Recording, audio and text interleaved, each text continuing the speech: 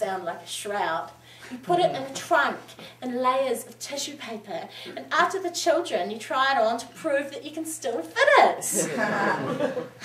I pictured the Princess Bride morphing into Miss Havisham, and I winced. To keep them happy, I agreed to give the dress my deepest consideration. More than once, I came close to ditching the whole thing. The arrangements were so complex, and I resented Robert for putting me through it. I contemplated a terrorist attack in Riyadh and a gruesome death from shrapnel wounds. Jilting at the altar was too good for him. But then, I had to admit, I'd enjoyed over a year of chummy acceptance, and I had always wanted to go to the islands.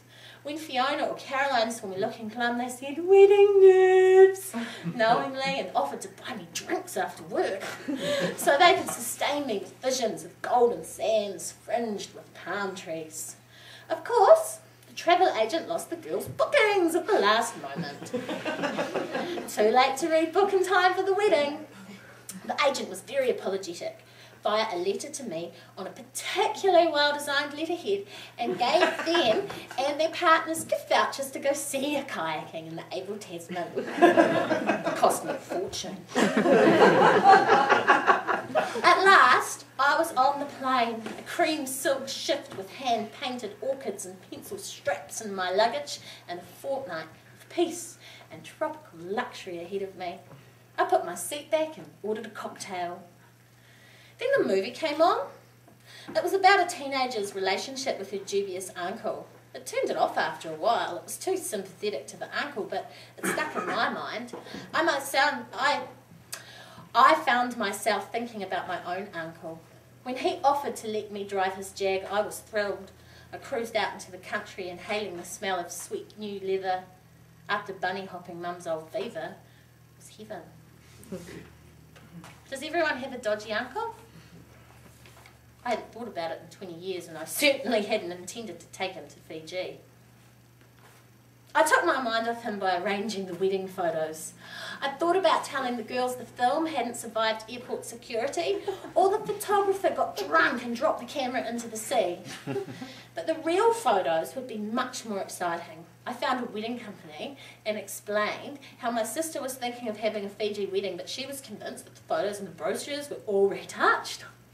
If I could wear my silk dress and maybe a crown of flowers and a lei and be photographed in my own camera at sunset, I was sure I could convince her. I was happy to pay for flowers. An Australian eavesdropper actually volunteered to stand in for the groom. This was so much better than spending hours in Photoshop, and I was even prepared to kiss him. He was very sweet. I had planned everything down to the last detail, but I hadn't planned a real wedding night. He took care of that. Back in Christchurch, my wedding was the talk of the office. The girls loved the photos and lapped up all I could tell them about the islands. It came to me that to New Zealanders, the islands is a mythical destination like Hawaii. I'd done them a favour by preventing them from actually going. But after my island wedding night, the enforced celibacy of Robert's expat lifestyle became a chore.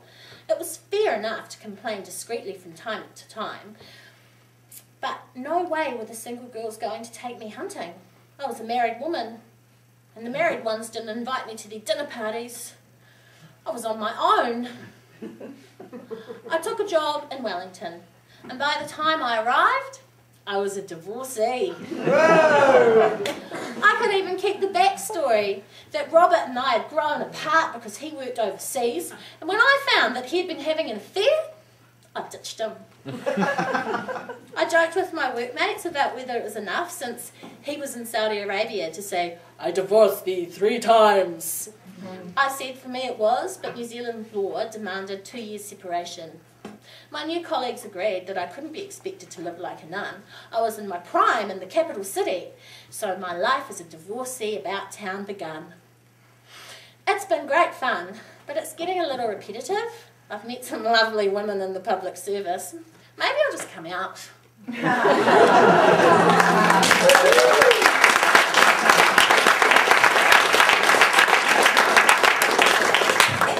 That was The Woman Who Married Herself, a finalist in the open non-drama section of the Fresh FM VoxRadio Audio Theatre Competition.